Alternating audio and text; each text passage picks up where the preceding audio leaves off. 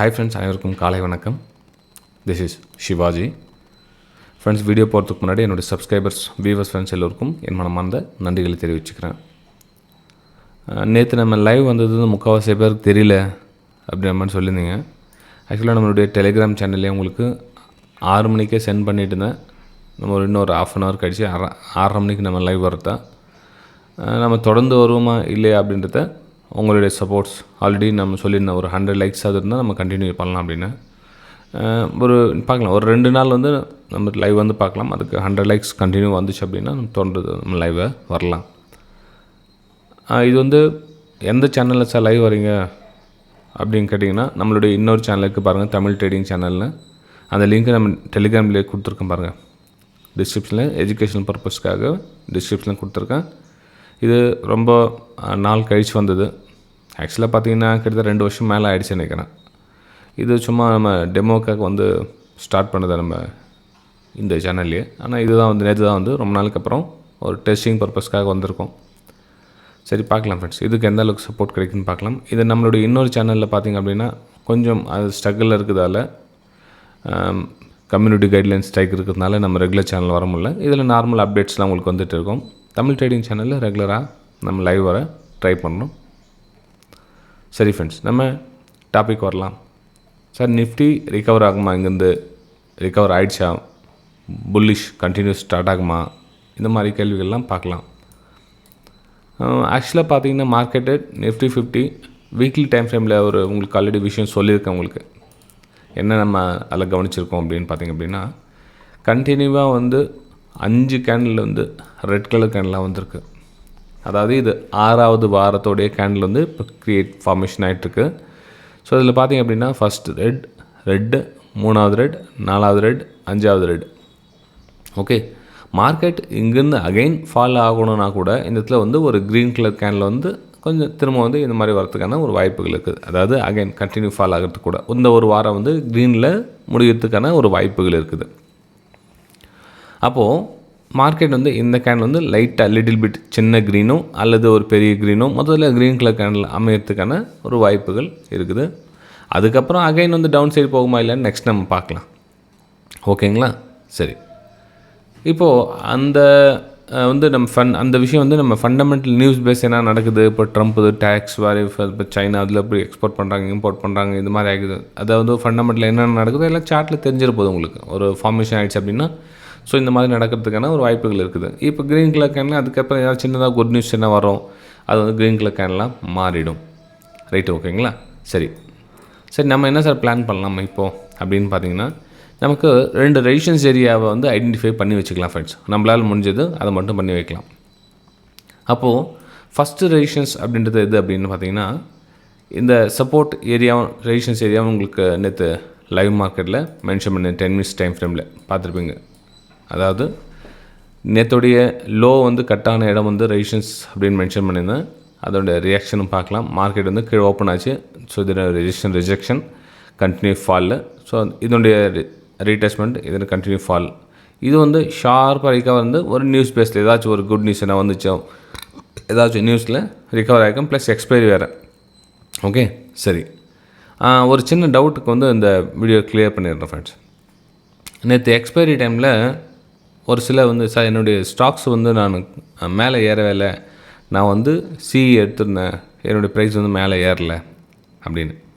இப்போ நீங்கள் சிஇ எந்த ப்ரைஸ் சூஸ் பண்ணீங்க அப்படின்றது கேள்வி. இப்போ ஃபார் எக்ஸாம்பிள் வந்து 24,700 சிஇ நீங்கள் சூஸ் பண்ணிட்டு இருந்தீங்க அப்படி வச்சுக்கலாம். எக்ஸாம்பிள் இங்கேயே பக்கத்தில் இருக்குது சிஇ. இதனுடைய ப்ரைஸ் நீங்கள் ஏறும் அப்படின்னு நீங்கள் ஒரு வேளை எடுத்திருந்தீங்க, அசம்ஷன் பண்ணி எடுத்திருந்தீங்க அப்படின்னா கண்டிப்பாக அது வந்து ஏறி இருக்காது. ஏன்னா வந்து எக்ஸ்பைரி டே முடிஞ்சது, இன்னும் பேலன்ஸ் இருக்குது. அது வந்து அவ்வளோ தூரம் ஏறத்துக்கு வாய்ப்பு இல்லை, 0 ஆகிறதுக்கான வாய்ப்புகள் மிக அதிகம். ஏன்னா நீங்கள் எடுத்த ரேட் வந்து அந்த மாதிரி. ஸோ அதுக்கு அந்த இடத்துல போகிறதுக்கான வாய்ப்புகள் ரொம்ப கம்மி. ஏன் அவ்வளோ? 24,650 போட்டிருந்தால் கூட உங்களுக்கு ப்ரைஸும் ஏறி இருக்காது, அதுவும் வந்து 0 தான் ஆயிருக்கும்.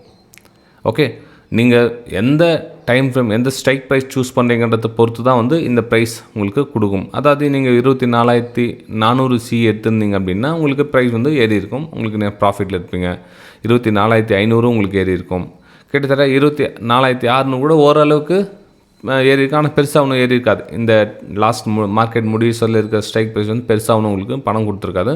ஆனால் இந்த 2 ஸ்ட்ரைக் ப்ரைஸ் இருக்கிறது மட்டும் தான் பணம் கொடுத்துருக்கோம். மிச்சம் மேலே என்னென்ன உங்களுக்கு ஸ்ட்ரைக் ப்ரைஸ் இருக்கிறவங்க எல்லாம் வந்து 0 தான் ஆயிருக்குமே தவிர உங்களுக்கு எல்லாம் அவுட் ஆஃப் த மணியாக மாறிட்டு சொல்ல உங்களுக்கு பிரயோஜனம் கிடையாது.